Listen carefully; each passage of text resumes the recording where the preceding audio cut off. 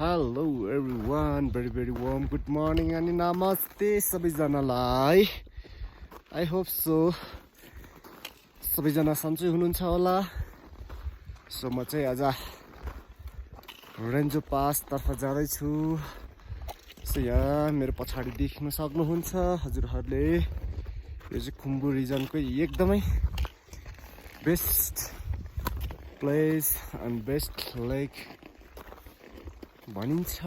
यो चाहिँ गोकियो ताल हो अनि यहाँ मेरो पछाडि देख्न सक्नुहुन्छ हजुरहरूले हिमाल पनि. यो चाहिँ विश्वकै सबैभन्दा अग्लो हिमाल सगरमाथा पनि देख्न सक्नुहुन्छ. सो हामी चाहिँ आज यस्तो ठाउँमा पुगिसकेको छु. सो मेरो गेस्ट चाहिँ यहाँ अगाडि यसरी जाँदै हुनुहुन्छ भने म चाहिँ पछाडिबाट एउटा सानो भिडियो बनाइदिइहालेँ गाइजहरू. यसो मन परेमा लाइक कमेन्ट अनि सेयर पनि गरिदिनुलाई गाइजहरू. यहाँ पछाडिबाट दाइहरू पनि आउँदै हुनुहुन्छ. गुड मर्निङ दाइ.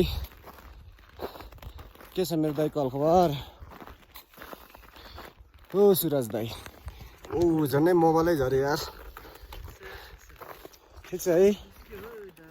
ओहो यो त लोतै रहेछ नि है. हामीले के कम्पम युज गर्नुपर्छ दाइ? लगभग नपर्ला है. हामीले चाहिँ खासै नपर्ला जस्तो छ.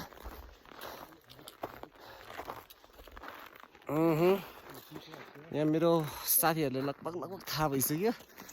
बिल चाहिँ हामीले उयो माथिबाट कट्नुपर्ने हो. यहाँनिर देख्न सक्नुहुन्छ भने हाम्रो गेस्टलाई नै थाहा भइसक्यो कहाँबाट कट्ने भन्ने कुरो. खै यस्तै चाहिँ गाइजहरू हामी तिहारको बेलामा रमाइलो गर्दैछौँ हामी हिउँभित्र.